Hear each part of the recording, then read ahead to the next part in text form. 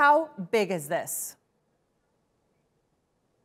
Well, this move is just the latest effort by the YPG terror group to rebrand. We heard from General Raymond Thomas, the head of American Special Operations Command, just in the summer of last year, that U.S. generals and U.S. officials pressed the YPG militant group to rebrand under the moniker of the Syrian Democratic Forces.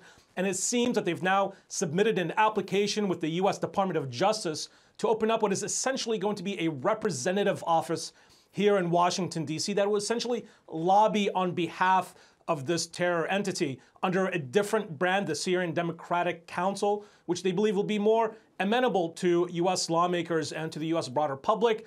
We saw from the documents that they submitted to the Department of Justice that the YPG terror group, one of its goals in opening up potentially this office here, if it is approved, is to advance this legislative agenda. This means to lobby the American Congress. And this is, of course, coming on the heels of the Trump administration approving an additional $300 million of funds to arm and equip the YPG forces in Syria under the brand of the Syrian Democratic Forces. So this broadly an effort to establish a political office here in Washington to not only gain recognition by the U.S. Congress, but to also to push and lobby the U.S. to establish an international airport under the control of the YPG militant group, which of course is problematic on a variety of fronts, and this has been a major issue of contention between the U.S. and Turkey. Now, whether or not the Department of Justice or the Trump administration actually approve this request by the YPG terror group is another issue, but this is clearly part of a broader branding effort by this militant group and establishing a Washington office to lobby the U.S. Congress and to officially lobby this administration is a very notable effort by this group to gain broader political recognition, not only in the U.S., but internationally. To say that this has created tension between the U.S. and Turkey is probably the understatement of the century. Things were just seemingly getting better between the NATO allies. How potentially damaging is this to the relationship?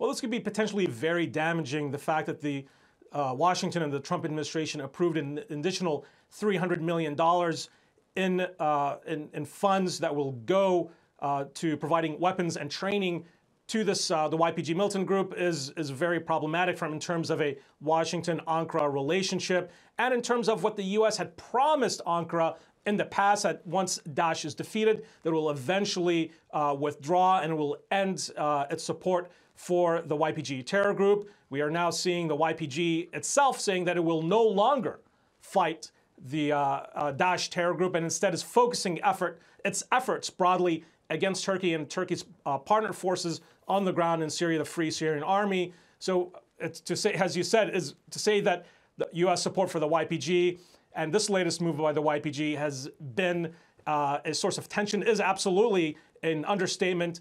But whether or not the YPG is able to get this recognition and will the U.S. continue to maintain special forces operators on the ground to help the YPG is going to be the determining factor on the way forward in terms of the strategic partnership between the U.S. and Turkey.